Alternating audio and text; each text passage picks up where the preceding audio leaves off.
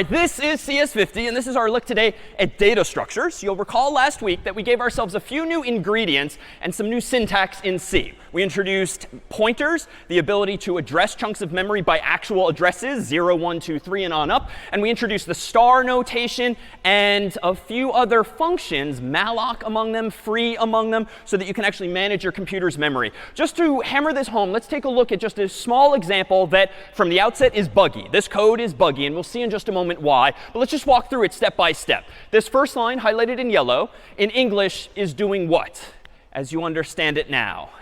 Even if you're a little rusty since last week. What's that first line of code doing in English? Anything? Yeah? Creating a pointer to an int named x. Perfect. It's creating a pointer to an integer and calling that pointer or that variable x. And let me propose that the next line is doing the same thing, giving us another pointer to an integer, but this time calling it y. The third line of code, someone else. What's happening in English with this line here? Yeah? It creates a memory of size of int and assigns it to x, but it's buggy because x is like not a pointer. I don't know. Oh, this is not the bug. But that's the first part is correct. Malloc is the function we introduced last week that allocates memory for you. It takes one argument, the number of bytes that you want to allocate. Even if you don't recall how many bytes you need for an integer, you can call this other operator, size of, that we saw briefly last week, that will return, in this case, 4, most likely, depending on the computer that you're on. So this is saying, hey, computer, give me 4 bytes of memory. And it returns that chunk of memory to you conventionally by way of the first address. So 0x something, wherever those 4 bytes happen to start. And then it stores that address in x, which is in fact OK, because as you noted initially, x is in fact a pointer that is an address. So all this is doing is it's declaring a variable called x and storing in it ultimately the address of a legitimate chunk of memory. You wouldn't typically allocate an int like this, right? You would allocate an int with just int n semicolon, just like in week 1. But now that we have the ability to allocate addresses and allocate memory, you could achieve the same idea here. This line here now, the fourth line of code, says what in English? Star x equals 42 semicolon. What's going on there? Yeah? Good. Goes to the address in x and sets it to 42. So the star operator is the dereference operator, which is a fancy way of saying go to that address. And what do you want to do? Well, per week 1, when we discuss the assignment operator, it just says put the number 42 there. So wherever malloc found 4 bytes of available memory for me, this fourth line of code says go there and put the number 42 by putting the appropriate zeros and ones. This last line here, and here's the bug, if we finally reveal it here, this line is buggy. Does anyone see why? Yeah, over here. I haven't allocated memory for that variable yet. Exactly. I haven't allocated memory for that variable yet. And because up here I've just said int star y semicolon, you can only assume safely that it has some garbage value, some unknown value, maybe remnants from some other part of the program that might not necessarily be true here at the beginning of the program. But for safety's sake, assume that if you don't give a variable a value, who knows what it contains? It's got some bogus address such that if you say star y, go to that bogus address, something bad is going to happen. And maybe you experienced this already in pset 4 or prior, some kind of memory problem with your code or a segmentation fault or seg fault. Bad things happen when you go to addresses that don't exist or that you don't even know where they are. So this line of code is bad, but we can do a little better. What if instead I do something like this? I actually assign to y x. So that just says put in y, the same address that's in x. And then with this last line of the code, what if I now say star y equals 13? What is that? You're nodding your head. What am I doing correctly now? Good. Now there's memory allocated for y. So you're saying go to that address and put 13 there. However, what did we just do to the 42, just to be clear? We clobbered it. We overrode it with the 13. Because if x and y are the same address, both this says go to that address and put 42 there. But then 2 lines later, we say, no, no, no, go there and put 13 there instead. But long story short, bad things happen when you don't necessarily anticipate what is in memory and you don't allocate it yourself. So thanks to one of our friends at Stanford, allow us to take a moment here to hit play on a short film, claymation, if you will, that paints this same picture in a more memorable way, perhaps. If we could dim the lights. Hey, Binky, wake up. It's time for pointer fun. What's that? Learn about pointers. Oh, goody! Well, to get started, I guess we're going to need a couple pointers. Okay, this code allocates 2 pointers which can point to integers. Okay, well, I see the 2 pointers, but they don't seem to be pointing to anything. That's right. Initially, pointers don't point to anything. The things they point to are called pointees, and setting them up's a separate step. Oh, right. I knew that. The pointees are separate. So, how do you allocate a pointee? Okay, well, this code allocates a new integer pointee, and this part sets x to point to it. Hey, that looks better. So make it do something. Okay, I'll dereference the pointer x to store the number 42 into its pointee. For this trick, I'll need my magic wand of dereferencing. Your magic wand of dereferencing? That's great. This is what the code looks like. I'll just set up the number and... Hey, look, there it goes. So doing a dereference on x follows the arrow to access its pointee, in this case to store 42 in there. Hey, try using it to store the number 13 through the other pointer, y. Okay, I'll just go over here to y and get the number 13 set up, and then take the wand of dereferencing and just... Whoa! Oh, hey, that didn't work. Say, Binky, I don't think dereferencing y is a good idea, because, setting up the pointee is a separate step, and I don't think we ever did it. Good point.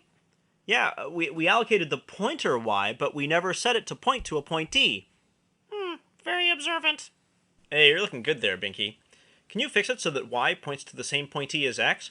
Sure, I'll use my magic wand of pointer assignment. Is that going to be a problem like before?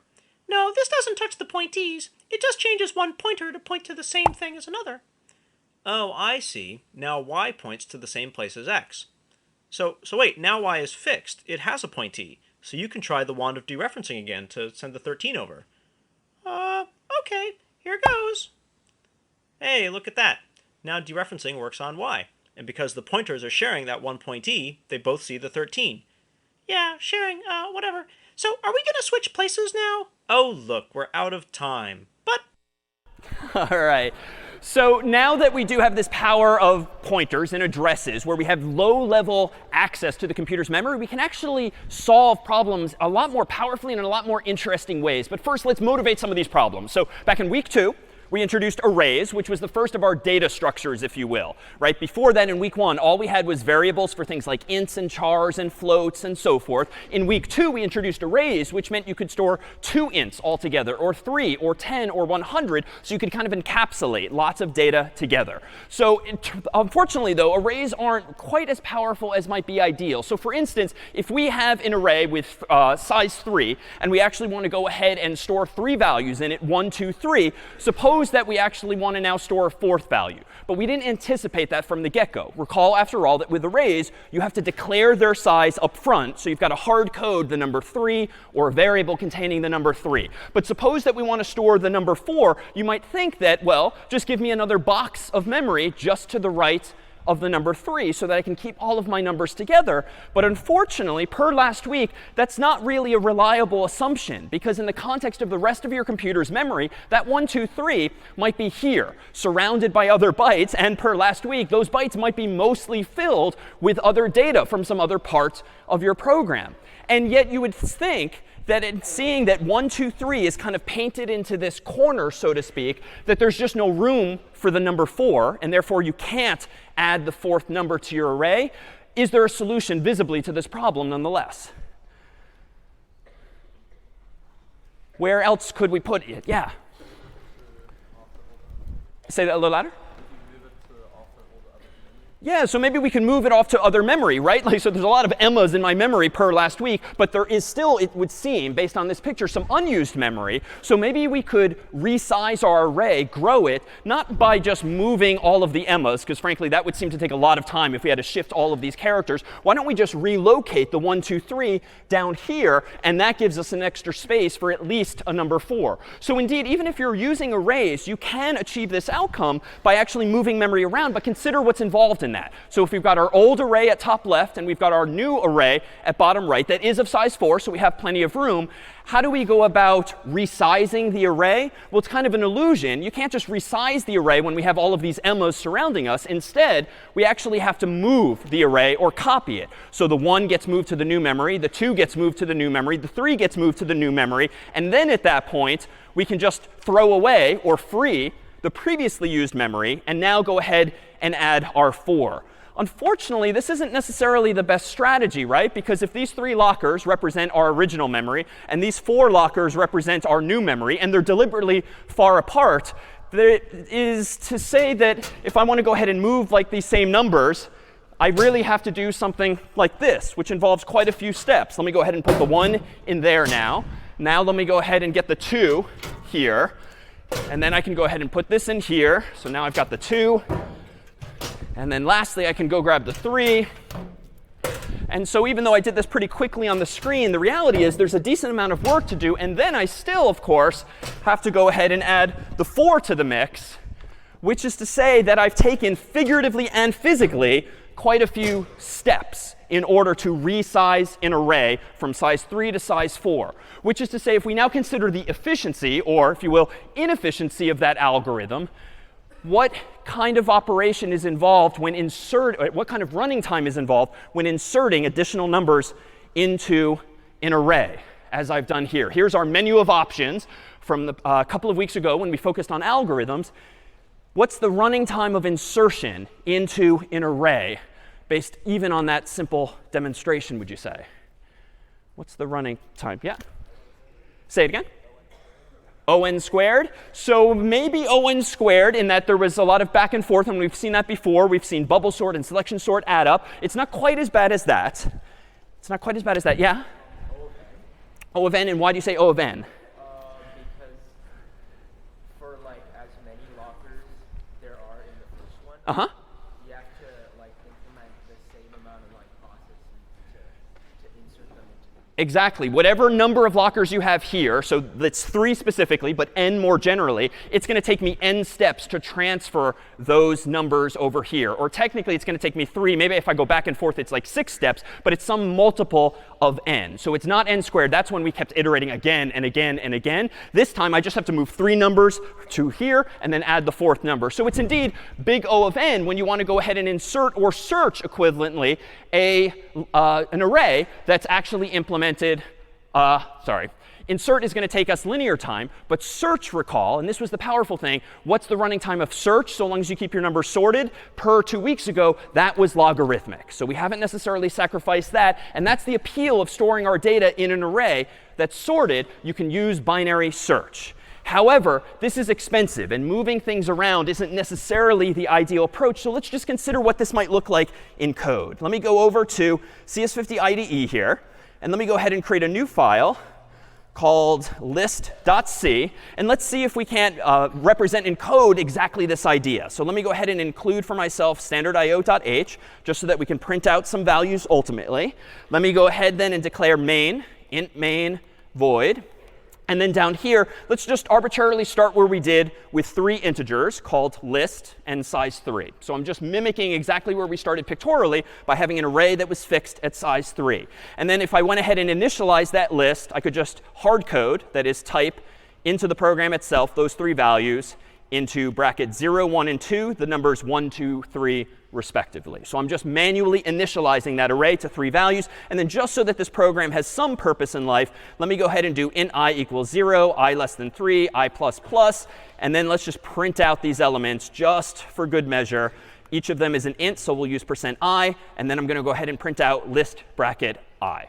So kind of a week 2 style program where all I'm doing is hard coding an array of size 3, initializing it with 3 values, 1, 2, 3, 0 indexed, and then printing them out. So if I go ahead and save this and make my list, and then go ahead and compile this with /list, I should see, hopefully, 1, 2, 3. But there's a problem with this implementation fundamentally. Because I have hard coded, that is typed explicitly, the size of this array, how can I go about adding a 4th element? what would I have to do? Well, I could change the code up here to 4, and then I could add another line here, and then I could change this. But then I have to recompile it, and so it's certainly not dynamic. But we did see a function last week that lets you allocate more memory dynamically. And just to be sure, what was that function?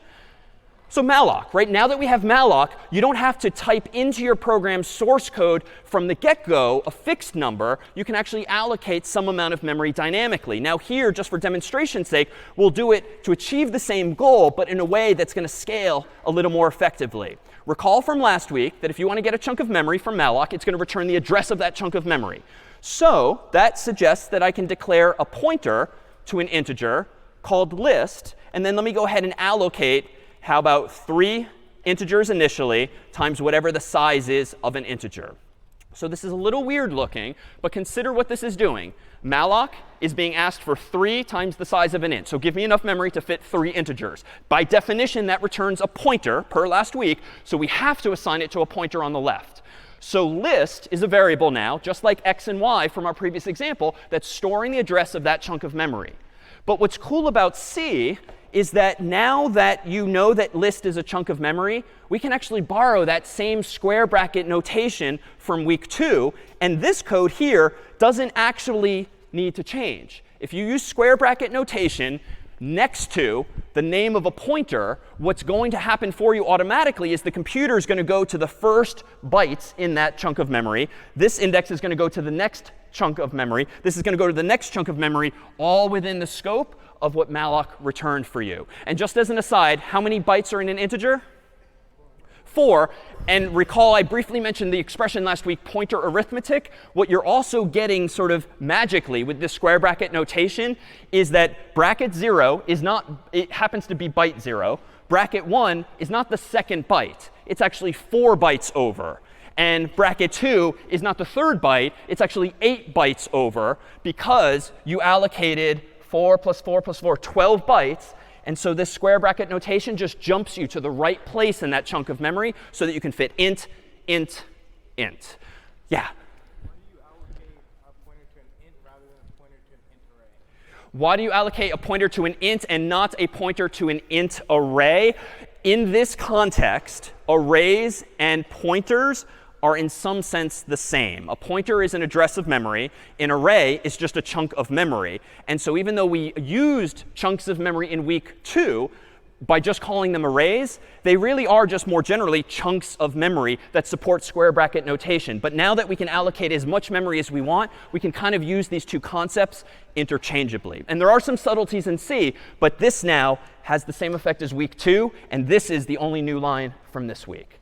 But now, if you're using malloc, even though I'm not going to do it in a more complicated program here, you can imagine now the code running in a loop and maybe allocating more memory and more memory and more memory when you need it, because malloc allows you to do just that. And we do need to do a couple of safety checks here. It turns out, per last week, that malloc can sometimes run out of memory. If your Mac or PC or the cloud runs out of memory for your account, well, you might want to check the return value. And so good practice would be, well, wait a minute. If list equals null, let me just go ahead and return 1. Something went wrong because my computer's out of memory for some reason. So best practice would say, anytime you allocate memory, always check if you've gotten back null. Now let me just do something for the sake of demonstration. Let me move my window down here.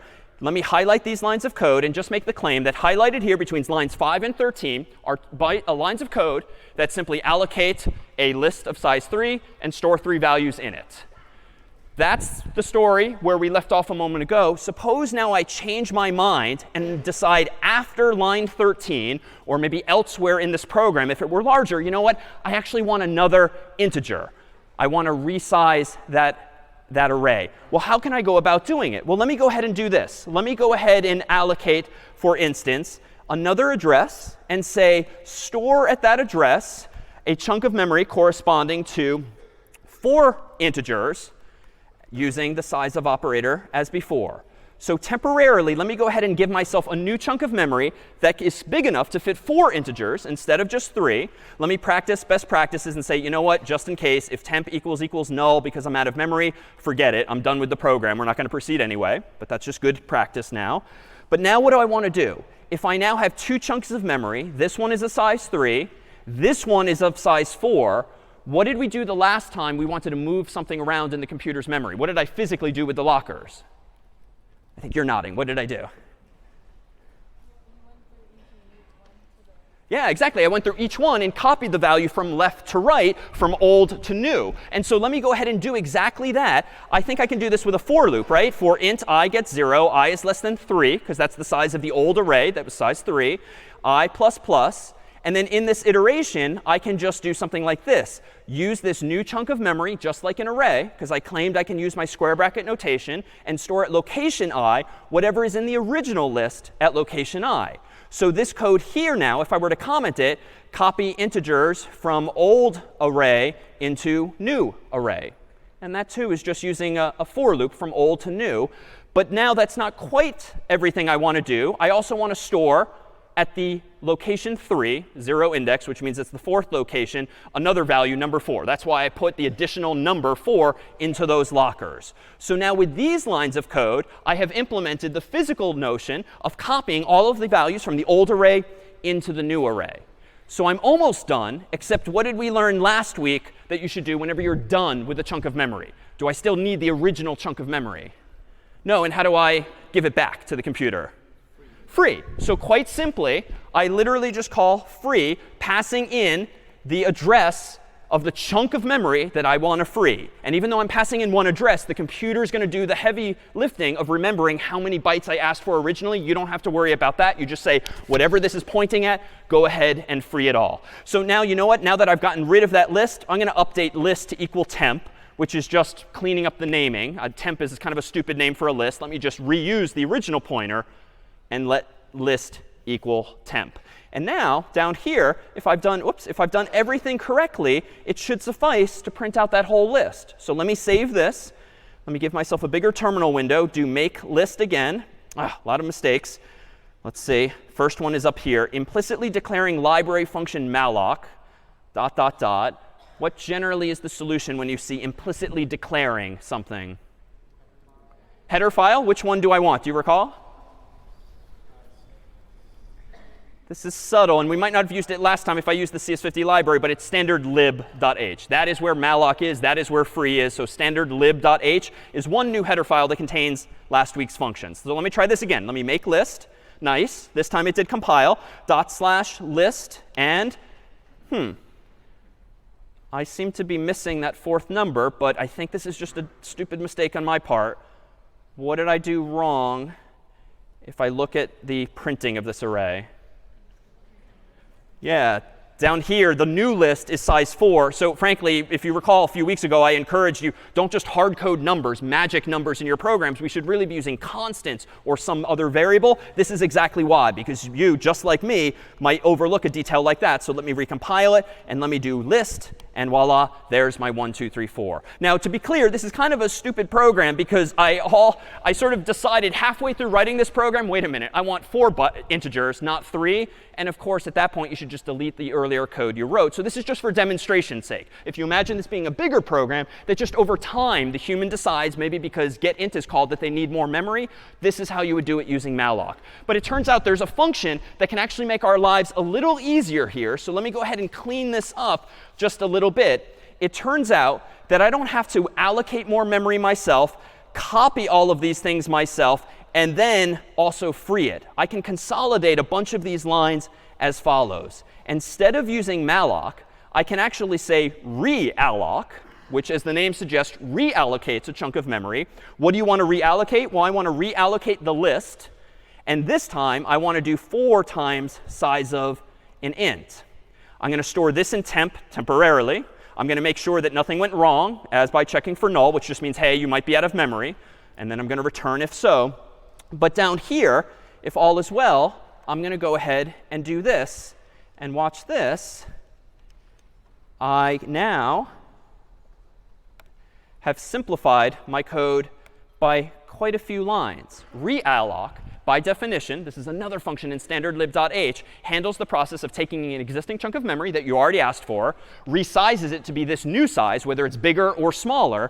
It handles the copying of the data from old to new to you, and you just need to check that nothing went wrong, as by checking for null here and then remembering the new value. So this code now, which is just 6 lines of code, previously was more than that, and it's just a handy function to use. All right, a question from earlier. Why can't we just equate this to the temp in the beginning? Because if we equate this to the temp, then we equate this to the point of the temp, so this would point to the 4 bytes of memory. Really good question. So let me roll this back by rewinding. And all of the finished versions are on the course's website if you want to play with them later. This was the previous version using just malloc. If you just do this, update a new chunk of memory, as I think you're asking, what's happening is you are effectively orphaning the old chunk of memory. Because if you change what's stored in the list and have it store the new chunk of memory, where'd the old chunk of memory go? It's sort of floating there in your computer's memory, but you've lost all pointers to it. There's no arrow anymore pointing to it conceptually. So that's why we have to jump through these hoops of having a temporary variable just so that we don't lose track of things we've allocated. And we'll see this later today with another data structure as well. Yeah?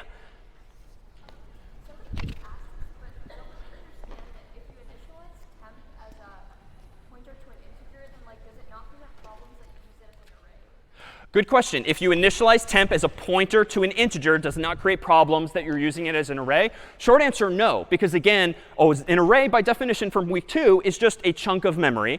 And in C, you can use the square bracket notation to jump to random parts of that memory using simple arithmetic, bracket 0, 1, 2, and so forth.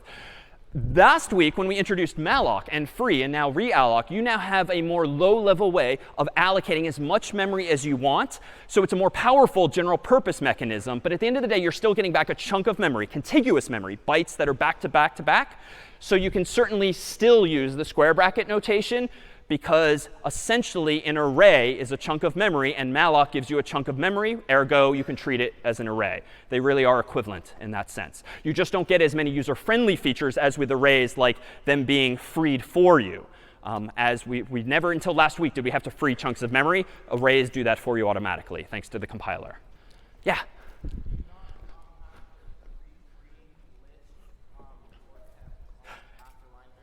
Yes, thank you. So there is a bug here. And if I ran Valgrind on this code, I would see exactly that I'm leaking some number of bytes. So indeed, at the end of this program, I want to free the, let's make sure. Yep, I want to free now the new chunk of memory, which is of size 4, to avoid exactly the problem you identified. Good catch. All right. So just for now, even if that's a lot of code, let's consider now higher level takeaways from this, just so that we can then motivate an alternative approach that allows us to stitch together somewhat fancier data structures instead. So in general, a data structure is just a programming construct in C, C++, Java, Python. We'll see them in different languages over the remainder of the term that allow you to store information differently in your computer's memory. In C, everything we're about to do today is thanks to these 3 features of C. So even though this might feel like a lot of syntax, everything we do today boils down to 3 pieces of syntax that you have seen before. Struct. This, recall, was a keyword in C that allows you to create your own structure. For instance, a couple weeks ago, we created a person structure who had a name and a number. And that gives us our own data type that is structured to contain 2 values like name and number. You use structures as well for the problem set involving bitmaps, the bitmap header, and so forth. Those were data structures as well. What do we use the dot notation for, just to be clear? And you definitely use this when manipulating red and green and blue pixels recently. Yeah?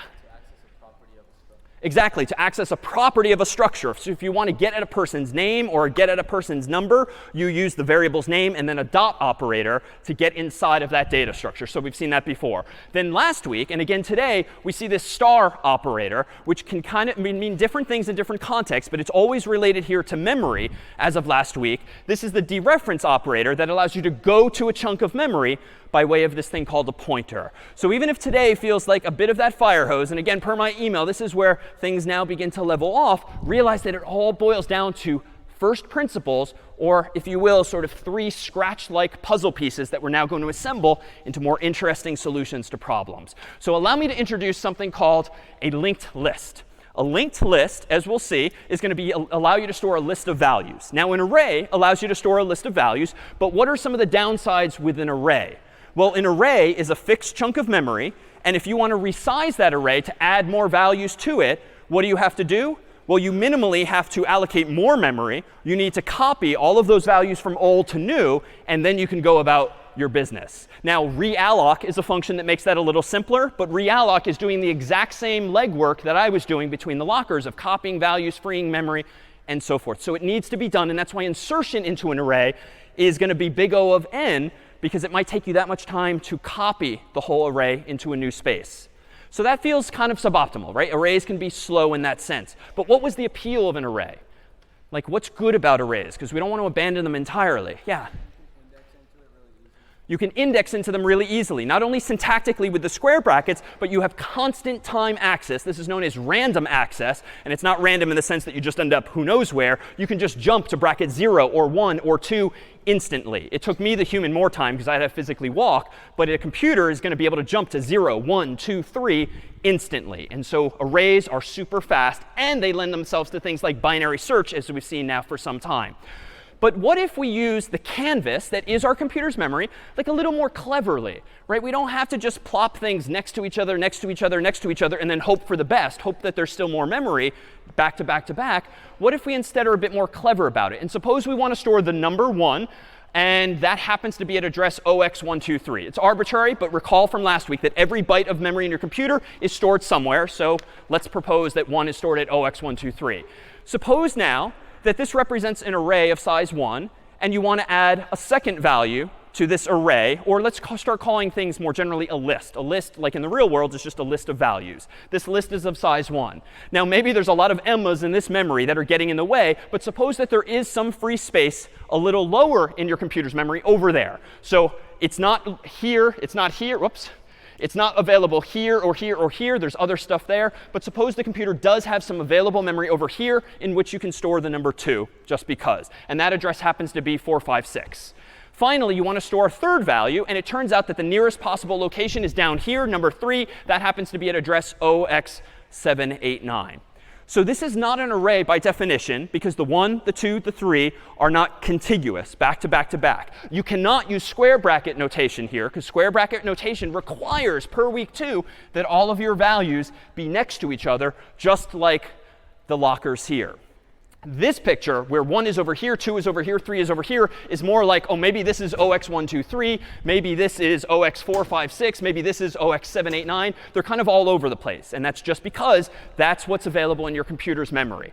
But what if I get a little extravagant and I start to use not just one chunk of memory to store each value, like 1, 2, 3. What if I go ahead and give myself twice as much memory, just to give myself some flexibility? So I now conceptually use this chunk of memory to represent 1, this chunk to represent 2, this chunk to represent 3. But you know what I'm going to use the latter half of each of those chunks for? Any thoughts? An address to the next chunk of memory. So for instance, if my goal is to keep this list sorted, so I want conceptually to have a list that stores 1, 2, 3, why don't I use this as sort of a map or a breadcrumb, if you will, that points to the next chunk of memory? And why don't I use this chunk of memory to point at the next one? And then this chunk of memory, you know what? I just need a special value here. What would be a good arbitrary way to say, there's nothing more in the list? It's something called null. And this technically is different from \0, which is a char. This is something called, well, this is in hexadecimal 0. Now, starting today, and we saw this super briefly last week, this is null with 2 L's. This was stupid left hand, not really talking to right hand. Null is \0, which is a char. Null is a pointer, but they both equal 0 underneath the hood. So you just store a special value that says that's it for the list. Now, last week I proposed who really cares where things are in memory. So indeed, let's do that again. Let's just use pointers drawn as arrows in this artist's rendition to say this list of numbers, 1, 2, 3, is now linked. A linked list is just a data structure containing multiple chunks of memory that are somehow linked together. And underneath the hood, so to speak, they're just linked together by way of pointers. And the price we pay is that rather than now in a linked list storing just the numbers 1, 2, 3, which we could have in an array, now you have to store twice as much information, 1, 2, 3, as well as 3 pointers, 2 of which are in use, the other of which is ready to go if I want to add something to this list. So this is to say we can now can create structures that look like this in the computer's memory just by using this new feature of pointers. What might these structures look like individually? Well, any one of these numbers has 2 fields, it seems. One is an integer. We'll call it number. And then there's another field here that let's call next by convention, but we could call it anything we want. It's just another chunk of memory that's pointing to the next element in the list. Well, a couple weeks ago, we introduced persons, and a person had a name and a number. That's not relevant today because we're not dealing with names and numbers. We're just dealing with integers. So let me propose that we back that up and still use the same syntax as a couple of weeks ago. But instead of defining a person, let's call this rectangle a node. So this is a term of art in computer science. Node, N-O-D-E, just represents this rectangular concept, a chunk of memory that you're using for interesting purposes. It's sort of a node in a graph, if familiar from math. But what do I want this node to store? Well, let me go ahead and store a couple of things in it. One, a number, and that's just going to be an int, and I'm going to go ahead and call it number.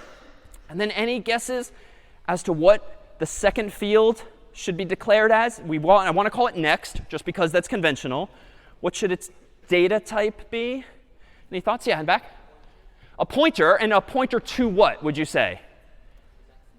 A pointer to the next number, and not quite the next number per se, because now we have not numbers only, we now have nodes. So those 3 yellow boxes, 1, 2, 3, those are now nodes, I would say. So you know what? Let's go ahead and call this node star.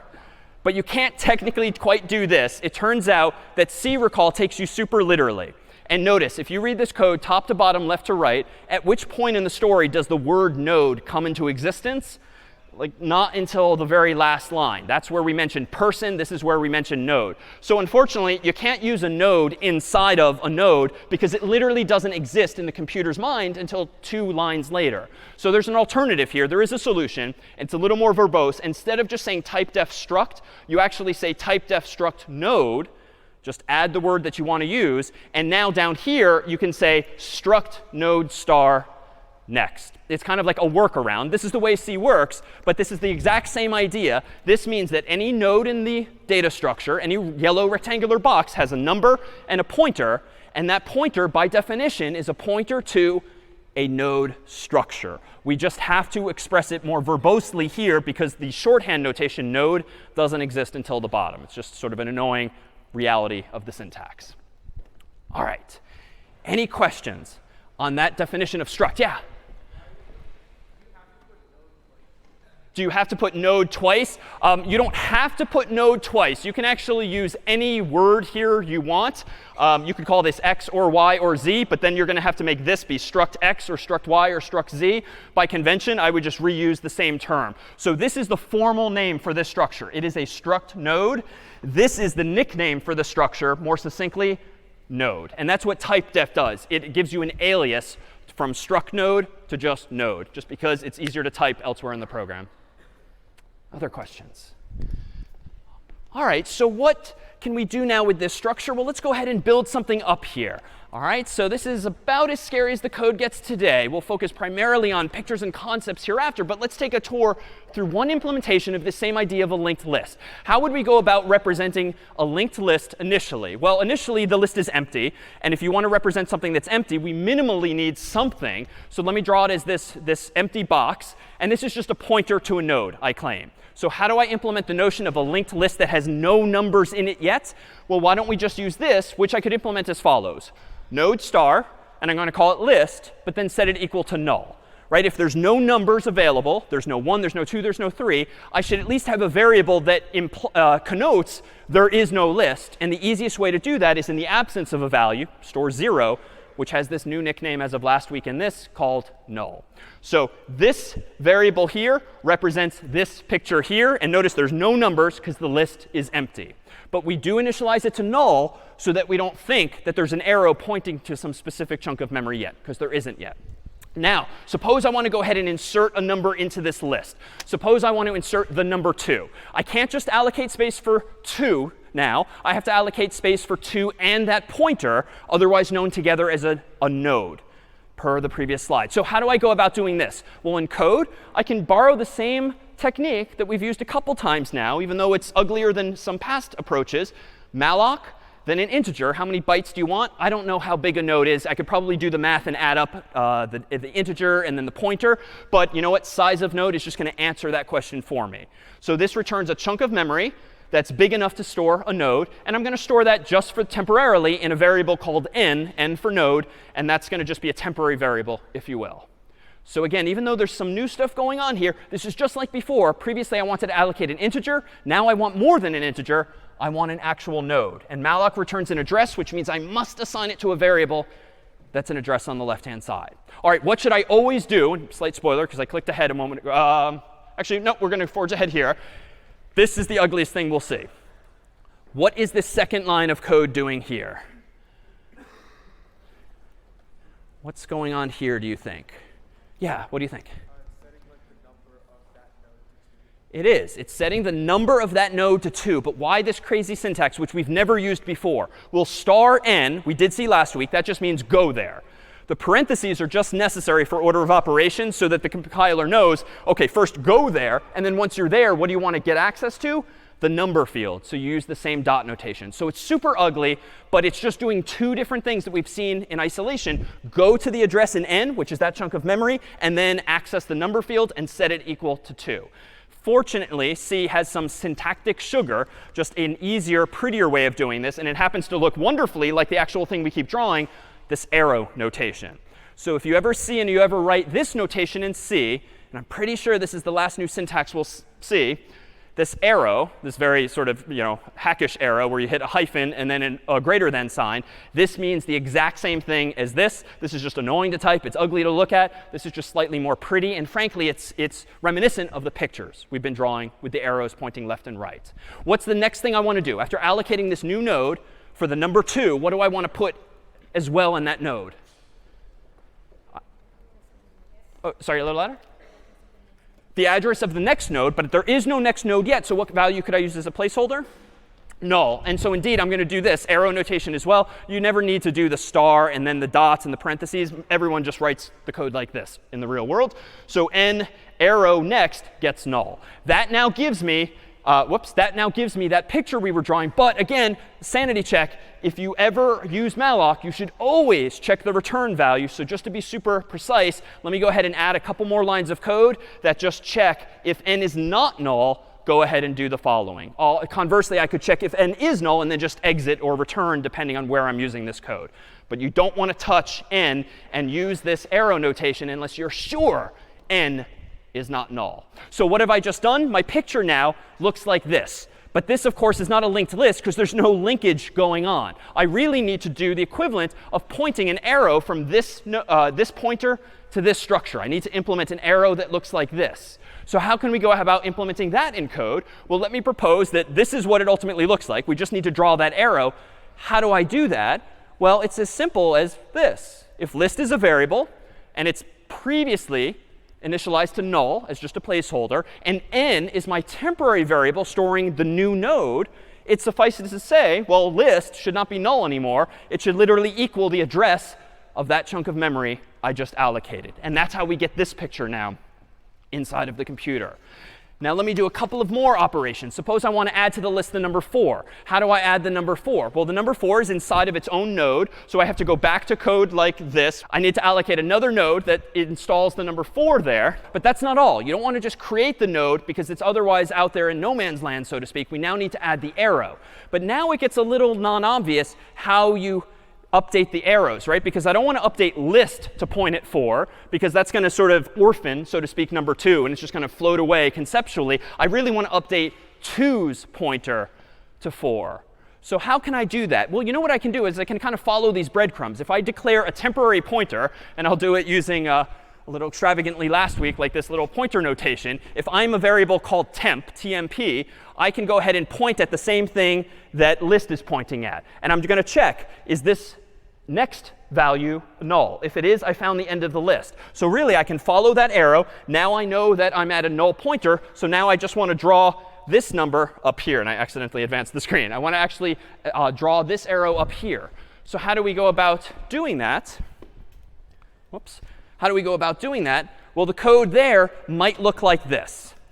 So if I want to point at a node, as I just did with the big fuzzy hand, I can just initialize this pointer to equal whatever the list itself is pointing at. Then I can do like a while loop. And it's a little weird looking because I'm using some of my new syntax. But this is just asking the question, while the next field I'm pointing at is not null, go ahead and follow it. So again, this is as complicated as the syntax today will get. But this is just saying whatever I'm pointing at, point specifically at the next field. While it is not null, go ahead and update yourself to point at whatever it is pointing at. So if I advance to the next slide here, this is like I'm initially pointing at 2. I see an arrow. I'm going to follow that arrow. I'm going to follow that arrow. So however big the list is, I just keep moving my temporary pointer to follow these breadcrumbs until I hit null. So here in the story, let me propose that we add another number, 5. And 5, of course, if we keep it sorted, it's got to go over here. And again, they're all over my computer's memory. They're not in a perfectly straight line because who knows where there's available space. But now that I found this, I want to go ahead and create one more pointer using code very similar to what we just saw. But now lastly, let's do one more here at the beginning and then one more in the middle and see what can go wrong. What is worrisome about 1 if we actually want to store this list in sorted order? What might I be mindful of now? The goal is to insert 1 into this linked list. Any thoughts? What do I want to do first? Well, you know what? Let me go ahead and just point. You know what? It's obviously got to go at the start of the list if I want to keep it sorted so that the arrows eventually go from left to right. So let me go ahead and just use code like this to allocate the new node. And then let me go ahead and just move that arrow like this. This is wrong, even though we've not seen the code for it. But why is this wrong? Yeah. I'm orphaning 2, 4, 5. In what sense? I mean, literally in my program, the only variables and the variables I have are those you see on the board here. So if nothing is pointing at 2 anymore, it doesn't matter that 2 is pointing to 4 and 4 is pointing at 5. We have orphaned 2 and transitively 4 and 5. So those are just lost. That is a memory leak. If you recall using Valgrind and getting yelled at by Valgrind because you're leaking memory, it might be because, yes, you've forgotten to free memory. Or worse, you might have completely forgotten where the memory is that you were using. And by definition of your own code, you can never access that memory again. You've asked the computer for it, but you're never able to give it back because you have no variable remembering where it is. So we don't want to do that. We instead want to do this probably. Let's point 1 to 2 first, which is kind of redundant. Right now we have sort of conflicting beginnings of the list. But once 1 is pointing to 2, what can you next update? List to point at 1. And you can do this in code if you'd like, really with just 2 steps. You can update the next field of your new node, which is the one representing 1 that I just allocated, and you can initialize it to point at whatever list is pointing at. So if you want this thing to point at the same thing that this thing was pointing at, you literally just say in code, n arrow next equals whatever list is pointing at, and then you say the list should equal n itself. And again, you'll see in section this week and in the upcoming problem set actual opportunities to apply these kinds of lines of code. But those are the kinds of thought processes that you should be mindful of. Now, 3 is the only one that's particularly annoying. And we won't look at the code for this. If we actually want to put something in sorted order in the middle of the list, let's just consider conceptually what's got to happen. We've got to allocate memory for the node. We then need to update what? We probably don't want to point 2 at 3 for the exact same reason you identified. We then orphan 4 and 5. So what should we update first conceptually? Update 3 to 4, so it's going to look like this. And now we can update 2 to 3. And I'm going to wave my hand at the code for this only because there's multiple steps now. You have to probably have some kind of loop that iterates over the existing list, finds the appropriate location using less than or greater than, trying to find the right spot. And then you have to manipulate the pointers to do that. You won't need to do something as complicated as that for the upcoming problem set 5. But it is just boiling down to some loops, some inequality checks, and then some updates of the pointers. But it's easier generally to add stuff at the end and even easier to add things at the beginning, especially if you don't care about maintaining any kind of sorted order. Whew. Any questions on that? Yeah. Back to the beginning, like the code you had, what's the difference between star and like a pointer n of type node? A pointer n of type. Let me scroll back to the code here. OK, so this is malloc is going to give us a chunk of memory that's big enough to store a node. Whoops. Node star n gives us a pointer that is the address of a node. And therefore, we're going to assign the return value of malloc to that variable so that n effectively represents a chunk of memory that's big enough to store a node. N is a pointer to a node. N is a node star or a pointer to a node. And what does that mean?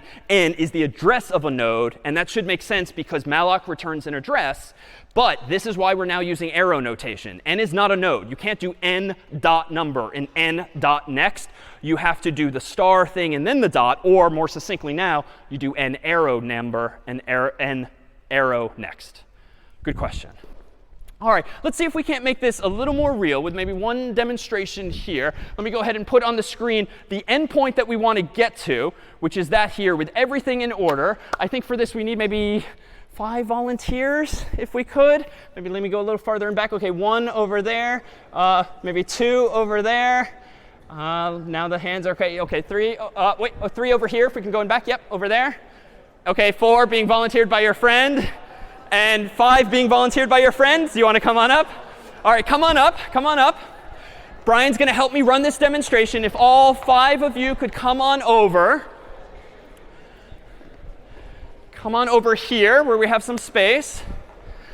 All right, and let me do some microphones and introductions. OK, thank you. It's 2 of you. 2 of them were bravely volunteered by the people sitting next to them. So props to both of you. You want to say hello and a little something about yourself? Hello, my name's Shavana. Shavana, and year or? I'm a sophomore. Sophomore. OK, nice to meet you. Nice to meet you too. Hi, I'm Emma. I'm a senior. Nice to have you too. Yeah. Hi, I'm Athena, a sophomore in FOHO. Athena. Hi, I'm Anurag. I'm a first year at Matthews. I'm Ethan. I'm a first year at Weld.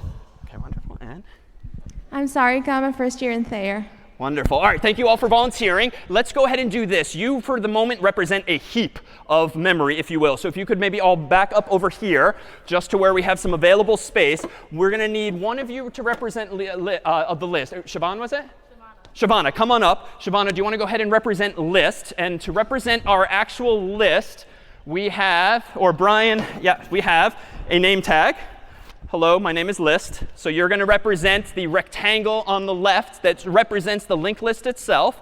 And now initially, we're going to go ahead and initialize you to null. So you can just go ahead and put that behind your back. So you're not pointing at anything, but you represent list. And there's nothing in the list, no numbers in the list. What was the next step? If the goal at hand is to insert 2, 4, 5, 1, 3, we want to do what first? What lower level operation to get 2 in there? What was the first line of code? Malloc. So we want to malloc a node for 2. So let's go ahead and malloc. OK, come on up. So malloc. And what's your name again? Ethan. Ethan. OK. And what do we need to give Ethan? Ethan has 2 values, or 2 fields. The first one is the number 2. Thank you. The next one is a pointer called next. Now, you're not pointing at anyone else, so you'll put it behind your back. And now what do we want to do, Shavana? What do we have to do? Point to him. Yes, number 2. OK, so this now represents the picture where we have list here, 2 here, but the null pointer as well. All right, next we wanted to add 4 to the list. How do we go ahead and do this? Well, with 4, we're going to go ahead and malloc. OK, malloc. All right, and now Brian has a lovely number 4 for you and a pointer. What do we want to do with your pointer? Not point at anything. Now it's a little more work, and I need a temporary variable, so I'll play this role. I'm going to go ahead and point at whatever Shavana is pointing at, and sort of unnaturally this way. That's OK. We couldn't get hands that point the other way physically. So we're going to point at the same thing here. You're both pointing at 2. And what am I looking for in order to decide where to put 4?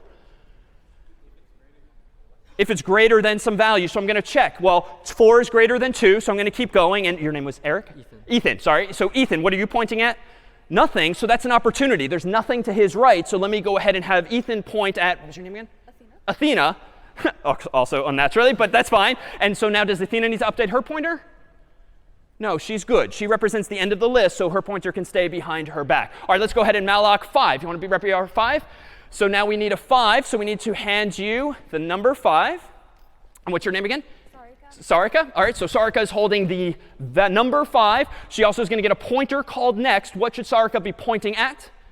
Nothing. And now how do I insert her into the right place? Well, I have to do the same thing. So I'm going to get involved again and be a temporary variable. I'm going to point at the same thing Shavana's pointing at, which is Ethan. I'm going to follow this and see, ooh, wait a minute. He's actually pointing at someone else. So I'm going to follow that. It's still number 4, so I want to keep going. Oh, wait a minute. Athena's not pointing at anyone. This is an opportunity now to have Athena point at 5, and voila. But are you going to change your pointer yet?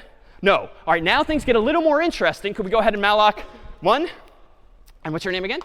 Emma. OK, Emma, we have the number 1 for you from Brian. You have a pointer, which should be initialized as well to null. And now we have a couple of steps involved here. What do we want to do first? What's your proposal? Temporary pointer. So I'm going to point at the same thing Siobhan is pointing at, which is Ethan here. But I see that 2 is greater than 1. So what do I actually want to do? Well, let me incorrectly for a moment. Shavana, could you point at number 1? What have we just done wrong? We've orphaned everyone else. And even more visibly now, no one is pointing at Ethan or beyond, which means we've just leaked that memory, never to be recovered or freed. So we don't want to do that. Undo. Control Z. What do we want to do instead? What's your name again? Emma. Emma. What do you want to point at? I want to point at Shavana. At the same thing Shavana's pointing at, which is equivalent then to Ethan. So go ahead and do that with your, OK, sort of like Twister now. That's OK. And then Shavana, what do you want to point at? Perfect. So again, a bunch of steps involved, but it really is just 2 or 3 steps depending on which pointers we want to update. And then lastly, let's go ahead and malloc 3. And your name was again? Anurag. So we have a 3 for you from Brian. We have a pointer for you. It's initialized initially to null. So you can put that behind your back. I'm going to point at the same thing as Shavana. And here we go. 1 is smaller. 2 is smaller. 4 is larger. So let's get this right. And who do we want to point at whom first? 3 should point at 4. So go ahead and do that. And you can step a little forward just so it looks a little less awkward. And then lastly, big finale. Ethan, who do you want to point at? Number 3. And so thankfully, all these steps later, we have a linked list. We have wonderful souvenirs for each of you. We just need the numbers back. Thank you to our volunteers here, if we could. OK, you can keep that. You can put the numbers on the desk here. So as these folks head off the stage, let me point out now one of the shortcomings of the approach. Thank you all so much. Of what we've just done here. Even though you all had the luxury of seeing 1 and 2 and 3 and 4 and 5, and you could sort of immediately figure out where things go, even these linked lists are implemented with chunks of memory. And just like with arrays, or equivalently lockers, the computer can only look at one piece of memory at a time. Which is to say that to a computer, that same linked list kind of looks like this. It's sort of blind to the specific numbers in that linked list until it opens each of those doors of memory. So to find where 3 goes, or to find where 5 goes, or to find where 1 goes, all of those doors maximally might need to be opened one at a time to find that value. So with linked lists, we have gained a feature. We have gained the ability to add dynamically to the list, right? I just kept mallocing additional students and additional numbers so the list can grow as big as we wanted it to. And in that case, we had 5. We could have done it 50 times or 500 to add more and more numbers. That's an upside because we don't have to waste time inserting into an array by resizing it and moving all of the original contents. None of our volunteers had to move, technically speaking, just to insert a number 5 or number 3. They just had to point at someone else in memory or someone else on stage. So if your data structure now as a linked list looks like this, we've paid a price for that dynamism. We've paid a price for the ability to resize our list without moving everything around that's already there. What is a downside that you might perceive of a linked list? What have we lost or given up here? Oh, sorry, say again? We lost random access. That's spot on. We've lost random access. Why? Because the way you get from the beginning of the list to the end is by following these pointers, following these arrows, these breadcrumbs. You can't just jump to the middle element, even though obviously this one here on the screen to all of us humans, that's the middle element. You don't know that if you're the computer. If the main variable that's storing this data structure is the pointer, like Shavana, pointing to the first element of the list, you're going to have to follow all of these arrows, frankly, counting them up and then retroactively realizing, oh, there was 5. I passed the middle one earlier. You've lost random access. And what algorithm have we used wonderfully in the past when we do have random access? Binary search. So we've lost the ability now to do binary search as efficiently as we once were able to. And so if we consider now the running time of linked lists, unfortunately, we've paid that price. Searching now has gone back up to linear. We no longer have logarithmic running time because of the fact that we're stitching together this data structure. And the only way to find the end of the list, the middle of the list, is to follow all of these arrows. You can't just jump to one location. Meanwhile, inserting into the list, in the worst case, big O of n is going to be linear as well, because you have to walk through the whole list to actually find a spot for the given number, especially if you're trying to keep it sorted. So it would seem that even though we've gained this feature of much more dynamic insertion and we're building up something more interesting in memory, and you can imagine this just taking much less time overall because you don't have to keep moving everything around like we did with realloc, it's unfortunately something we're paying a price for. But that was a lot. Let's go ahead and take our 5-minute break. Fruit awaits outside, and we'll be back. All right. So during break, I whipped up one final example of our list program. This one uses all of those building blocks. And let's see if we can't follow along pictorially and code-wise what it is we just built with all of these humans on stage. So here is list3.c. It's available online, so you can follow along at home afterward if you'd like. And let's just walk through the lines that are written for us in advance. One, I'm using standard IO for printf. And I'm using standard lib for malloc and free, our new friends that give us dynamic memory. Here is the definition of a node that, again, has a number inside of it and a pointer, specifically a pointer to another node structure. So that's what each of our humans represented, this time now in C.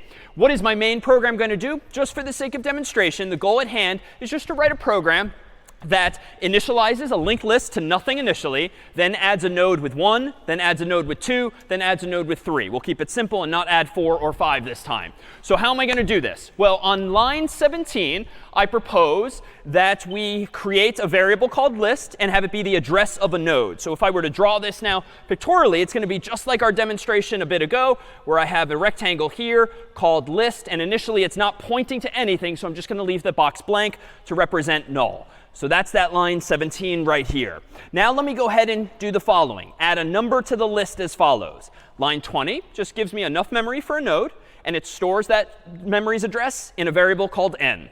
Lines 21 through 24 are just a safety check. Did anything go wrong? If so, just return 1 and stop the program. We were out of memory for some reason. But these two lines now should look a little more familiar. This now is going to go ahead and install 1 and null into that structure as follows. So let's recap. This line here, 20, is the same thing as allocating, really, a node that looks like this in memory that has 2 halves. One of those fields is called number, which I'll write there. The other field is called next. And then if we go back to the code, these 2 lines are all about just installing values in that structure. So if I go ahead to number and put the number 1, I'm not going to bother drawing anything for next because I'm going to leave it implicitly as null. So that's what's going on now. What do I next want to do? Well, the last line of code here, under this comment that says add number to list, I set list equal to n, where n, again, is pointing at this new node. So that's the same thing as saying, well, list is going to go ahead and point at that new node. So after those lines of code, I've created a picture in memory that effectively looks like this. Now let's go ahead and add the number 2 to the list. It's almost the same. So here's the chunk of code that's going to go ahead and add a second node to the list, this time containing 2. Let's do it step by step. Line 30, I'm going to reuse n as my temporary variable, so I don't have to redeclare it. It's the same n as before, but it's now going to get a different address of memory thanks to malloc. So that gives me another box like this that I'm going to go ahead and draw like that with nothing in it initially. I'm going to make sure, per lines 31 to 34, that nothing went wrong, but that's just as before. And now in lines 35 and 36, I'm going to put 2 in there and null. So let me go over there, and let me go ahead and put 2 in there. And I'm going to leave null blank implicitly. That's the end of the list. But now I, of course, conceptually have to link the node for 1 to the node for 2. And here's where C's syntax, even though it's new, kind of finally makes sense. Notice here I'm saying list arrow next equals null. That maps perfectly to the picture. List arrow next equals what? N? Well, n is this thing over here now, so I can just draw the arrow there. And so the code actually finally lines up, even though it's new for today. So now I've drawn the picture as follows with 1 and 2. Let's go ahead and add a third and final node, this one containing the number 3, using these lines here. So line 40 gives me a new node with malloc. So that's going to give me a new node. I'll draw as a rectangle over here. I'm drawing it left to right, but these things could be all over the place in memory. It doesn't matter where they end up. I'm going to go ahead and check, as before, that it's not null, just to be safe. Then I'm going to go ahead and install the number 3 and null in there, just as before. So that means let's go ahead and draw 3. I'm going to leave that blank because it's going to be null. And then the last line, you wouldn't typically hard code this or write this explicitly in a program. This is a bit more verbose than you need to. Let me propose that you would probably use some kind of loop instead and walk through the data structure step by step, as I proposed earlier. But if we really want to do this just for demonstration's sake, notice, start at list, follow an arrow, and go to next. Follow another arrow, and go to next. We can literally do that with our picture. So here we go. Let me start at list, and follow an arrow, and go to next. Follow an arrow, go to next. And now this is null, so what I want to update is exactly this, as with line 47, which said follow 2 arrows, look at 2 next fields interchangeably, and then set it equal to n. All right, so what remains here? Well, this program's whole purpose in life was just to print a list out. Here's a way where you can actually use a for loop to iterate over a linked list. It's kind of funky because we don't have I and ints and I++ and so forth. But a for loop doesn't need to use integers or i's. Remember that before the first semicolon, you have initialization. In between the semicolons, you have a condition. And then you have an update that happens over here. So you'll get more experience with this with problem set 5 ultimately. But for today's purposes, high level, notice that this gives me a temporary pointer, like my big red hand earlier. That's a node star pointer. And that's why I was able to point with the big fuzzy hand. And I set that equal to list. So whatever the list was pointing at, so was my temporary fuzzy hand. I'm going to follow the following loop, and so long as temp does not equal null. So earlier, when I was wearing the big fuzzy hand, I kept pointing, pointing, pointing, and I stopped once it equaled null. So this is saying keep doing the following until it equals null. What do I want to do? I want to just print out the integer that's inside of whatever I'm pointing at inside of its number field. So go to whatever I'm pointing at, follow the arrow, and go to the number field. That's how we get at the data inside. Once I've printed that out, for loops say that you just update a variable. So what is that variable? Temp equals temp arrow next. So if my fuzzy hand is pointing at someone and I need to update it to point at temp arrow next, that means go to whatever I'm pointing at, follow the arrow, there's the next field, and point at whatever the next field was pointing at. So you just keep updating what you're pointing at. That prints out the list. And then, and we'll defer this ultimately to problem set 5, we will need to free this memory. And it's actually, you have to be a little clever about how you free a memory. But I'm going to use a while loop there, which turns out to be a little cleaner, a little easier. Ultimately, to free all of this mess I made in my computer's memory, I kind of need to do the equivalent of freeing things. But I need to free what's behind me, not what's in front of me. Once you free memory, you should not touch it, traverse it, and so forth. But again, more on that final note in pset 5. All right, any questions on a high level on the code? It's fine if it looks quite new. We make it available so that you have a starting point when it comes to using this kind of code yourself. Any questions? All right, so someone came up during break and noted that this actually seems to be a regression in that arrays gave us the ability to resize, even though it was a little expensive because you got to copy everything from one place to another. But we had random access and therefore binary search and therefore logarithmic running time for things like searching a sorted list. We seem to have given that up. Linked lists give us dynamism where we can grow and shrink things without wasting time by moving things around. But we've lost random access. But you know what? Now that we have this ability using pointers and data structures to kind of stitch things together in memory, connect things with arrows, you know what? We can build fancier things. Most of you are probably familiar with the idea of a family tree, which is this hierarchical two-dimensional structure. And indeed, that's our inspiration here. What if we don't just keep making one-dimensional data structures, arrays that go left and right, linked lists that kind of go left to right? What if we actually use like a vertical notion too and lay things out more interestingly? Well, what can we gain from this? Well, let me propose that anytime we've seen an array, we can actually re-implement an array, but get the best of both worlds, the best of arrays, the best of linked lists as follows. Here is an array back from week 1, or even week 0 when we were searching behind doors. And here, week 2 when we were searching behind doors, let's go ahead and note that if we were to do binary search on this, looking for some value, as before, many times you look in the middle first, and then you decide, do you go left or right? And if you go left or right, you'd look in the middle element over here or the middle element over here. And then what do? You go left or right, looking at the middle element over here or over here, or over here, or over here. But you know what? Let me just kind of explode this picture, because all of this is happening in one dimension. We can actually think of this as happening really in 2 dimensions, right? Let me draw my same array, 1, 2, 3, 4, 5, 6, 7, but let me represent it on different levels that's indicative of what's happening. I start in the middle, and I go left, or I go right. I then go ahead and look at this element, and then I go left, or I go right. So it's the same thing, but it's a 2-dimensional rendition of what we've been doing for a few weeks whenever we've done binary search. Well, you know what this kind of looks like? It kind of looks like a linked list, albeit without the arrows. But you know what? I don't think I want to stitch this together from 1 to 2 to 3 to 4 to 5 to 6 to 7, because that's just going to be a linked list. But what if I use my newfound familiarity with pointers, use a few more of them, so spend more space, and stitch this data structure together in 2 dimensions conceptually?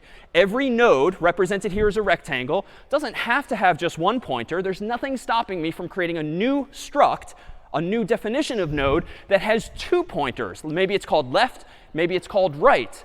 Previously, we had just one. We called it next. But there's nothing stopping us from creating a fancier structure that actually has 2. And so we might make it look not like this as before for a linked list. But let's get rid of the next pointer. Let's make a little more room. And let's actually give myself 2 pointers, left and right. And I claim that this structure now in C could be used to implement the tree that I just described, the family-like tree, more properly called a binary search tree, in the following way. This is a binary search tree. One, because every node in the tree has at most 2 children, hence the bi in binary, meaning maximally 2. It has 0 children, as like these down here, or it has maximally 2 children, hence the bi in binary search tree. It's a search tree in the sense that I have taken care with this data to sort things properly. Notice the following definition.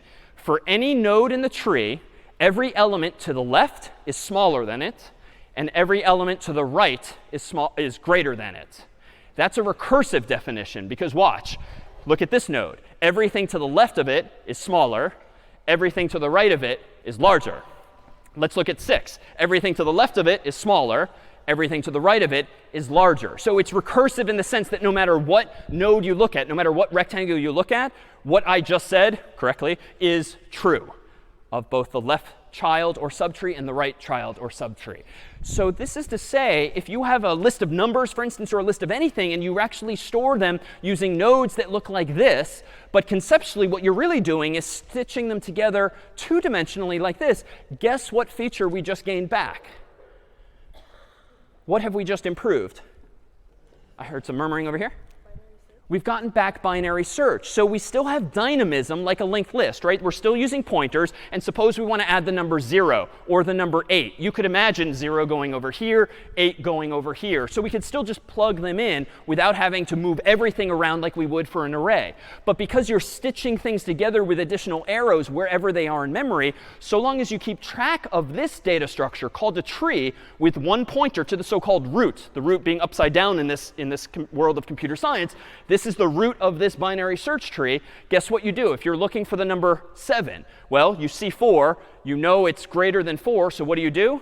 You move to the right, thereby ignoring the other half of this tree, just like the other half of the phone book in week 0. Once you get to 6, you consider, I'm looking for 7. What do I know? It's got to be to the right. And so you go. The height of this tree happens to be logarithmic, for those familiar, log base 2 of n, which is to say I have 8 elements or 7 elements in this tree, but it only takes me 1, 2, 3 steps to find the value. It does not take big O of n or a linear number of steps. And if you want your mind really to be blown here, it turns out this is actually the best application for recursion, which might have felt a little forced previously when we built Mario's pyramid with recursion, where you did factorial or product or sum or something like that in section recursively. It turns out that now that we have data structures that exist conceptually in 2 dimensions that are recursively defined, and by recursively defined I mean for any given node, left is smaller, right is bigger, and you can make that statement about any node in the tree, watch what we can do in terms of implementing binary search. If I have here a function called search, whose purpose in life is to return true or false if the number 50 is in the tree. How do you search a tree? Well, it takes as input the tree. More specifically, it takes the address of the tree. More specifically, it takes the address of the root of the tree. That is, when you want to search a tree, you literally just hand it the address of the very first tip-top node called the root. And from there, you can get everywhere else. Just like with a list, we just need the beginning of the list. So how do I go about searching a tree? Well, let's consider the easy case first. Suppose the address you're handed is null. What should you do if you're looking for 50, but you're handed the empty address, zeros? Probably return false, right? If I hand you no tree and I say is 50 in here, it's an easy answer. No, there's no 50 because there's no tree. So that's our base case, if you recall that nomenclature from our discussion of recursion. You hard code, you type in manually one explicit case that just gets you out of the program. Next case, if 50 is less than the tree, follow the arrow to the number field, then what do you know? 50 is less than the node you're looking at. What direction do you want to go conceptually? You want to go to the left. So this line here searches the tree's left child, so to speak, in the family tree sense, the left subtree. So if we go back to the picture a moment ago, if I'm looking for 50 in that story, or let's make it more real, if I'm looking for 1 in the current story, I see that 1 is less than the current node. So I go ahead and just search the left subtree. And notice, this is a tree, but so is this. If you look at it in isolation, and so is this. And therein lies the recursive opportunity. So again here, if 50 is less than the tree's number, then go ahead and search the left. Else, if 50 is greater than the tree's current number, search the right. Else, logically, what must be the case if the tree exists and it's not less than and it's not greater than the number you're looking at? It must equal the number you're looking for, 50, in which case we can return true. But you recall perhaps from scratch, we don't really need that explicit case. We can just call it else instead. Any questions then on this use of code? We won't actually run this code, but this is how you can implement recursively an algorithm that is reminiscent of week 0 searching for Mike Smith in the phone book, this time now searching a data structure that itself is recursive. All right, so what do we gain back in terms of running time, in terms of searching a binary search tree? To be clear, what's an upper bound on the running time? We're back to log n, which was the goal. And what about inserting into a binary search tree? This one, we're going to defer to a higher level CS class, because it turns out you don't want to just go ahead and put 0 over there and 8 over there, because if you keep doing that, putting smaller and smaller numbers or bigger and bigger numbers, you could imagine your tree getting very lanky, like very tall over here, or maybe very tall over here, and therefore not nearly as balanced as the tree we drew. And so it turns out there are algorithms that let you keep a binary search tree balanced. So even as you add elements to it, you kind of shift things around. You don't remove them in memory. You just update the pointer so that the data structure itself does not get terribly high. But that too is log n, which means we had arrays, which gave us binary search capabilities and logarithmic time. We then introduced linked lists, which gave us dynamism, the ability to grow, and if we want, shrink. But we sacrificed binary search. But if we spend a little more space and use not 1 pointer for every node, but 2, we can actually tip the scales again, spend more space, and save time by searching the data structure, this time using something logarithmic. All right, so what would the ideal, though, be? Every time we talk about running time, it feels like we want to be low on this list and not high, right? N squared was slow. Big O of 1 is constant time. That's fast. Wouldn't it be nice throughout this story if we actually found our way to a data structure that gave us constant time? Like, my God, if we could just insert something into a data structure with 1 step and find something in a data structure with 1 step, that's sort of the holy grail, so to speak, because you don't have to worry about big O of n or big O of log n. You just jump immediately to the value you want.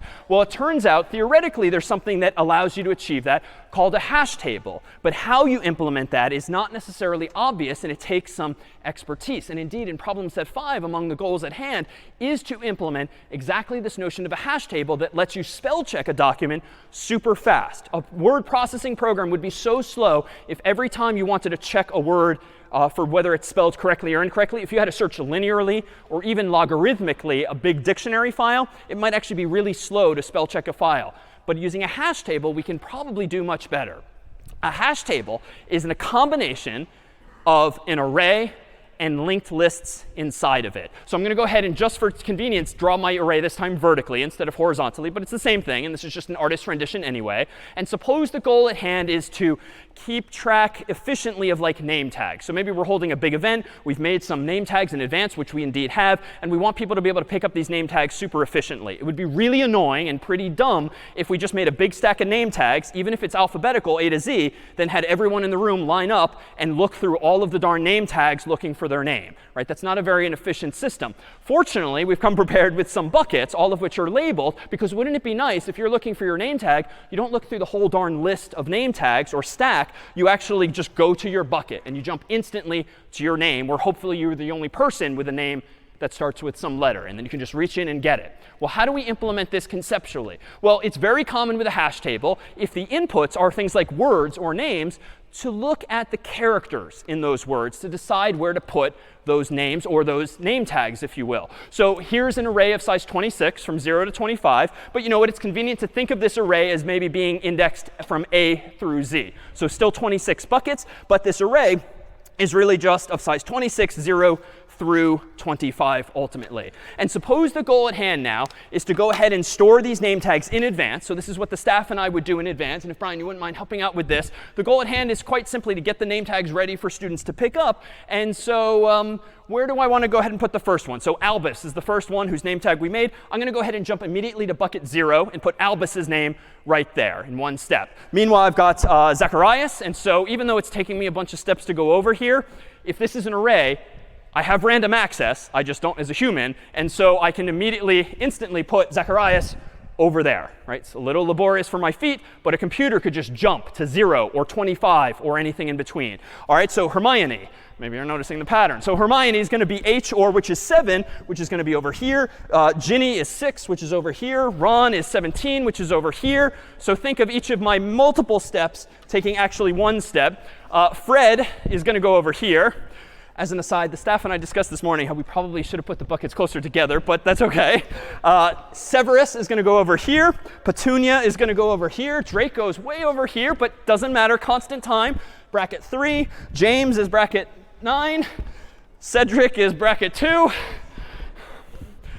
Perhaps play this part in 2x speed. Luna is bucket 11. Neville, bucket 13. Kingsley, bucket 10. Kingsley, there we go. Minerva, bucket 12. Vernon. Ironically, we don't actually need this many names to make the point we're trying to make. But Vernon, we got a little carried away with the names we recognized. And now the list is pretty full. All right, so that's a whole bunch of names. I filled up most of the buckets with a name tag. But why am I out of breath? But what's really convenient now is that if Cedric or Albus or Draco or Fred or Ginny come into the room, they can index instantly, randomly, to their bucket, get their name tag, and go. Nothing linear. They don't have to flip through the whole stack of name tags with which I actually began the story. But there's a problem ahead. Right? We very deliberately ordered the name tags thus far in such a way that we don't create a problem for ourselves. But among the more famous characters we've not heard from yet is Harry. So Harry's name tag is still here. Where does this go? Well, Harry's going to go in bucket 7, but wait a minute, there's already someone there. Right? So what do I do? If I were only using an array, Harry's kind of out of luck. Like Hermione is already in that location in the array, and we would have to decide. Either Hermione goes there or Harry, but we can't just put them both. But if we implement this new data structure called a hash table using an array that's conceptually vertical, but that horizontally is a linked list, you know what? That's fine. We're just going to go ahead and link Hermione and Harry's together. So yes, it's going to take both of them, or one of them, at least 2 steps to find their name tag. But it's not going to take big O of n steps to find their name tag, at least if there's only 2 in this bucket. All right, Hagrid, damn it. So he came in the door too. So now that linked list is getting a little longer. We now have a chain, if you will, a linked list of size 3. Sirius is going to go over here in bucket 18, but Severus is already there too. Awkward. Remus is 17. Remus is going to go and linked together with Ron there. George is going to go into bucket 6, which is over here. Lily is also going to collide, so to speak, with Luna. And this is a collision in computer science. Anytime you have a value that you're trying to put in one place, but there's something there, you need to resolve the collision somehow. So I'm proposing that we actually just link these together, or, as we're doing here, to bucketize values in computer science conceptually means to throw the value into a bucket, or physically as we've done here. Lucius, finally, is going to go in bucket 11 too. And lastly, Lavender goes in that same bucket. Whew.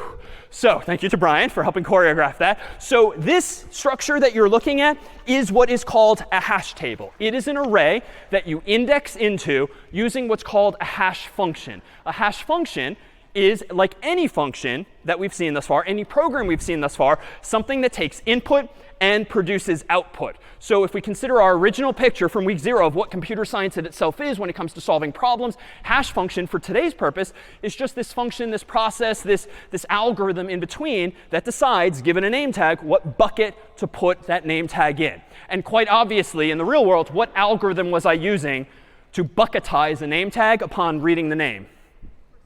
Looking at the first letter. Why? It's simple. It's pretty efficient. It means I can store a relatively small array of size 26 and just immediately put the name tags there. So in this case, we might have fed in Albus to that hash function, and it might return 0, representing A, if we're 0 indexing the array.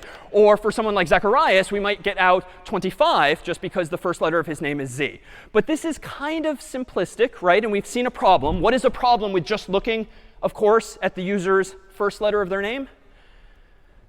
What problem arose? Yeah. There might be more than one name with the first letter. And you know, in the extreme, and computer scientists and software engineers often think about the extreme. What is the corner case? What could go wrong? What if, by chance, there's just a lot of characters in this universe whose names start with H or L? And maybe all of their names just happen to start with H or L. It doesn't matter how fancy your hash table is. It's pretty stupid if all of the name tags are stacked up in one bucket. So in that sense, a hash table, even though this feels like it's pretty efficient, in the worst case, big O of n when it comes to inserting and searching, because you could just get unlucky and get a huge stack of names that by nature of the class just all start with the same letter. So how can we mitigate this? How could we mitigate this? Well, you know what? Rather than naively only looking at the first name, let's leverage some probabilities here. Why don't we look not at just the first letter, but maybe the first 2 letters, right? I bet if we look at the first 2 letters, we're not going to get as many collisions, as many people belonging to the same bucket. So Hermione, Harry, and Hagrid was a problem we identified earlier, not to mention a few other names. But that was because we were looking only at H for the hash function, only at the first letter in their name. What if instead we look at the first 2? So we have a bucket for HA, HB, HC, HD, HE, HF. And so Hermione now goes in this bucket specifically. So we're going to need more buckets, and they're not pictured on the screen, and they're also not pictured here on stage. We need more than 26 buckets. Frankly, if we're looking at 2 letters, we need 26 times 26, like 676 buckets now. So more space. But we're hopefully going to decrease the probability of collisions. Why? Well, the next name I might put in here is Harry. He's going to end up in a different bucket this time. That's great, because it would seem that now I can get access to his name tag in constant time. Unfortunately, Hagrid is still in the story, and so we're going to have a collision with HA. So even looking at the first 2 letters is not ideal, right? So even though we have 676 buckets in this story, 26 times 26, which is a lot of buckets, we're still going to get collisions. So what would maybe the next evolution of this idea be? Well, don't look at the first letter. Don't look at the first 2 letters. Why don't we look at the first 3 letters? Surely that's going to drive down the probability. Unfortunately, that's going to drive up the number of cells in the array and buckets on stage to 10,000 plus buckets this time around. So that's a lot of buckets. But suppose we use not HA, but maybe HAA, HAB, HAC, HAD, HAE, HAF, HAG, HAQ, HAR, HAS, HAQ, HER, HES. So we have a lot of buckets and even more in between not pictured. Now we can go ahead and hash on Harry's name, Hagrid's name, Hermione's name. And this time, by design, they're going to end up in different buckets, which seems to be an improvement. And indeed, it is, because now if I go searching for Hermione or Hagrid or Harry's name tag, or they do themselves, they're going to be able to find it in constant time. But that's assuming there's not a lot of other kids with the name starting with H. And so a hash table still technically is big O of n, because you could just get unlucky and have a big pileup of similar inputs, all of which produce the same output, even if you're using a fancier hash function like this. And there's a trade-off too. My God, we're using like almost 20,000 buckets now just to store these names to speed things up. At some point, it's probably cheaper to just let Harry and Hermione and Hagrid form a line and find their name tag more slowly. So there's this trade-off of time and space. But if you have what's called an ideal hash function, and you figure out some magical algorithm written in code that ensures uniqueness, that no name tag will end up colliding with another, then you can achieve this holy grail of big O of 1 time, constant time for a hash function. So it's this sort of tension between how much space do you want to spend, how much effort do you want to spend figuring out what that ideal hash function is. So in the real world, and we'll see this in Python, most computer systems give you a best effort, such that a hash table is not big O of n usually. It's actually on average much, much, much faster, even though there's a theoretical risk that it can be slow. And more on that too in a higher level CS course where you explore data structures and algorithms more formally. So technically speaking, it feels like search could get down to big O of 1, constant time, if every name tag ends up in a unique bucket. But you could still get unlucky if there's a lot of H names or L names or the like. So technically speaking, a hash table is big O of n. But frankly, 3 names in a bucket, like Hermione, Hagrid, and Harry, is much better than n names in the same bucket. So even in the real world, if you get rid of this asymptotic hand waviness, that's faster. That's much faster than putting everything in a linked list or an array itself. All right. So from there, I bet we can try one other approach here. There's another data structure we want to present to you, not in code, but in pictures. This one's called a trie, short for retrieval, even though it's pronounced differently. A trie is a data structure that actually is pretty amazing, and it follows this pattern of spending one resource to save on another. A trie is going to use a lot more memory, but it is going to give us actual constant time lookup for things like names or words being inserted into the structure. So what does it look like? It's a little strong because we need to leave room for ourselves on the board with lots of memory. A trie is a tree, each of whose nodes is essentially an array. So notice the pattern here. Computer scientists over time have been kind of clever taking this idea, mashing them together and creating some monster data structure, but that gives you some savings of time or space. So this array at the very top represents the root of this trie, which again is a tree whose nodes are arrays. And notice that the array is of size 26 for the sake of discussion, A through Z, or 0 through 25. A trie does this. If you want to store a name in a trie, what you do in this case is look at every letter in the word in question. So for Harry, it'd be H-A-R-R-Y. Not just looking at the first, the second, or the third. We're looking at all of them. And what we do is this. Suppose the first letter in the person's name, or their name tag, or the word more generally is an H. You go ahead and go to that index.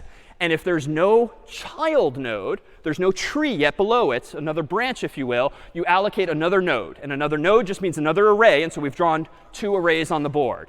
This now has the letter A highlighted. All of the letters are technically there because it's, of course, 0 through 25. But we're only highlighting the letters we care about for the sake of this example. Here is H-A-G.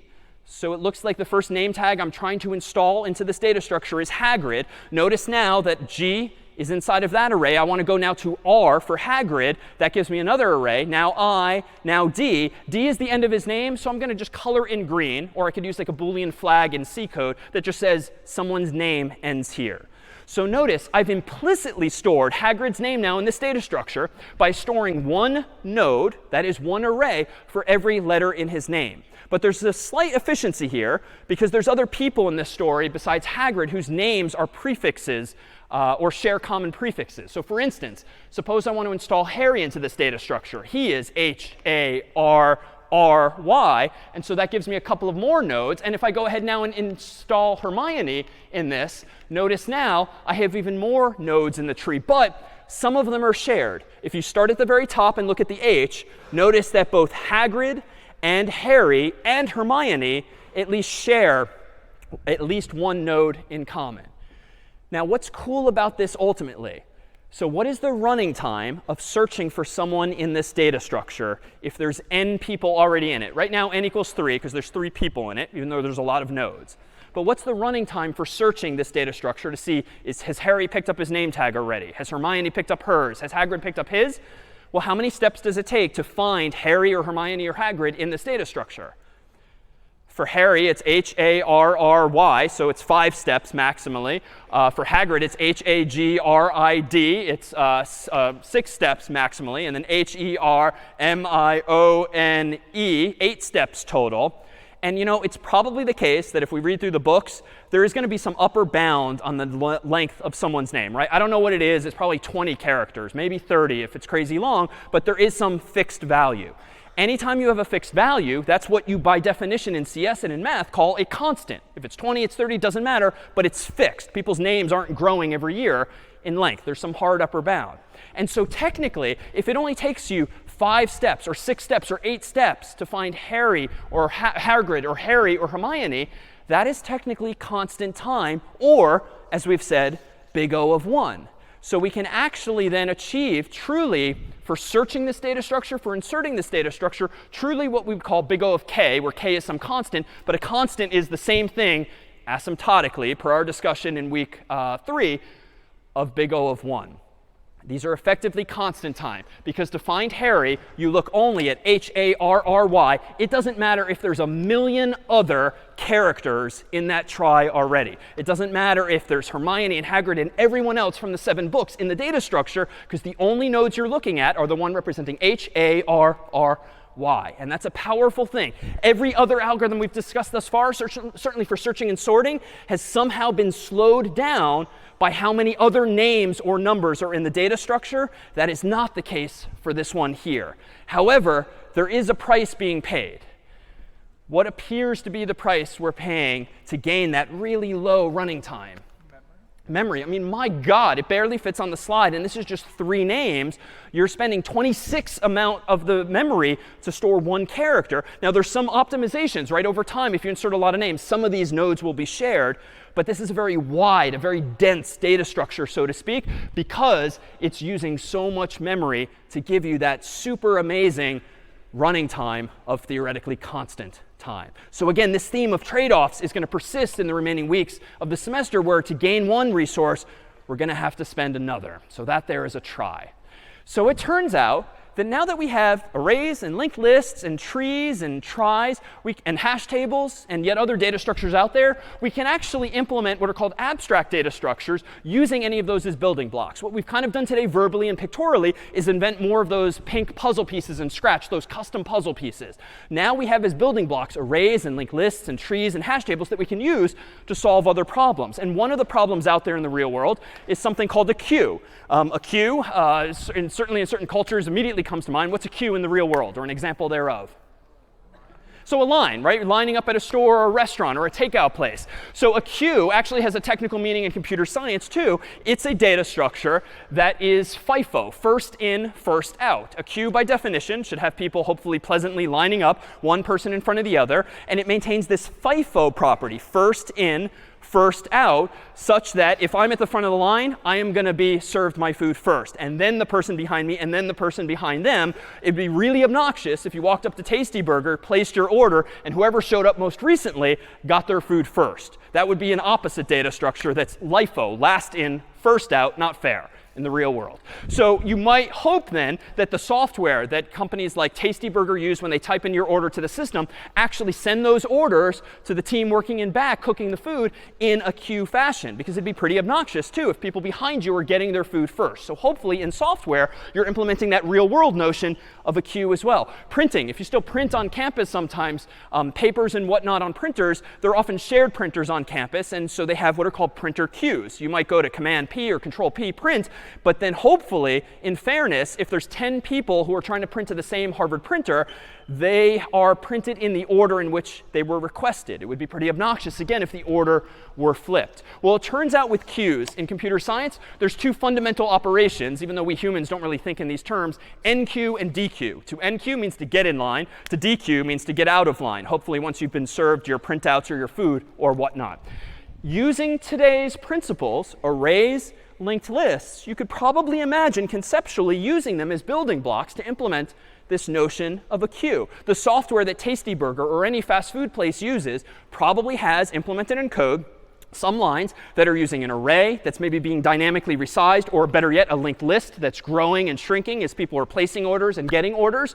So there's this one-to-one mapping between some of today's ideas and even the real world as well. There's kind of the opposite data structure that I referred to a moment ago, and these are generally known as stacks.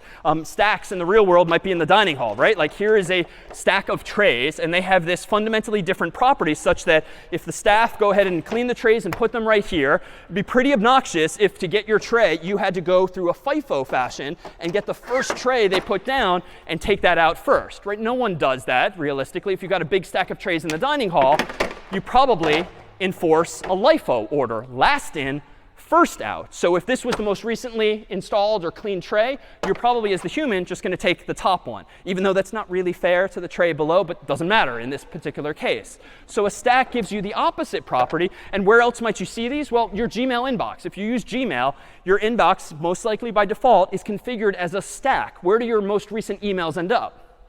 At the top. Now, this is wonderful because it's a feature in that you always see your newest mail. Kind of a downside, though, to your friends who emailed you an hour ago and whose emails are now down here or on page 2 of your email. So there's trade-offs here, too. Stacks might have desirable properties like just get your tray quickly, see your most recent email. But if you're like me, as soon as email falls onto page 2, you might never get back to it if the stack of trays never actually gets exhausted. Frankly, there might be in some dining hall on campus some tray way down here that has never been used in years because they keep refilling the stack and we keep taking from the top. So that would be a bad property for a lot of contexts, but not necessarily all.